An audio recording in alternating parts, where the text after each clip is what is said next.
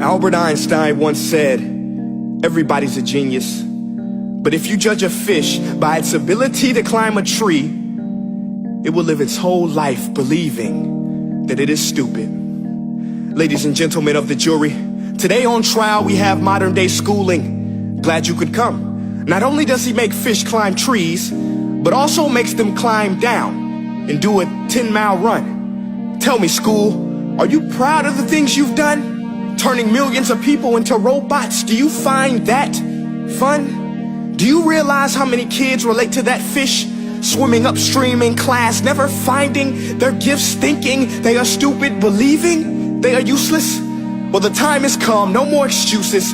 I call school to the stand and accuse him of killing creativity, individuality, and being intellectually abusive. He's an ancient institution that has outlived his usage. So, Your Honor, this concludes my opening statement, and if I may present the evidence of my case, I will prove it. Proceed. Exhibit A. Here's a modern day phone. Recognize it? Here's a phone from 150 years ago. Big difference, right? Stay with me. Here's a car from today, and here's a car from 150 years ago. Big difference, right? Well, get this. Here's a classroom of today, and here's a class we used 150 years ago. Now ain't that a shame? In literally more than a century, nothing has changed. Yet you claim to prepare students for the future? But with evidence like that, I must ask, do you prepare students for the future or the past? I did a background check on you and let the record show that you were made to train people to work in factories, which explains why you put students in straight rows, nice and neat, tell them sit still, raise your hand if you want to speak, give them a short break to eat, and for 8 hours a day tell them what to think. Oh, and make them compete to get an A letter which determines product quality, hence grade A of meat. I get it. Back then, times were different. We all have a past. I myself am no Gandhi. But today, we don't need to make robots zombies. The world has progressed. And now we need people who think creatively, innovatively, critically, independently, with the ability to connect. See, every scientist will tell you that no two brains are the same. And every parent with 2 or more children will confirm that claim.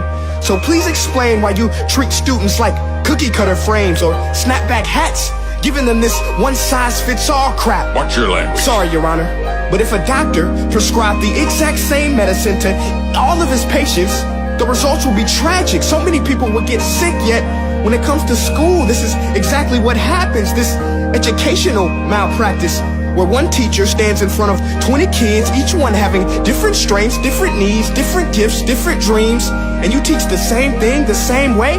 That's horrific. Ladies and gentlemen, the defendant should not be acquitted. This may be one of the worst criminal offenses ever to be committed. And let's mention the way you treat your employees. Objection. Overruled. I want to hear this. It's a shame. I mean, teachers have the most important job on the planet, yet they're underpaid? No wonder so many students are short-changed. Let's be honest, teachers should earn just as much as doctors, because a doctor can do heart surgery and save the life of a kid, but a great teacher can reach the heart of that kid and allow him to truly live.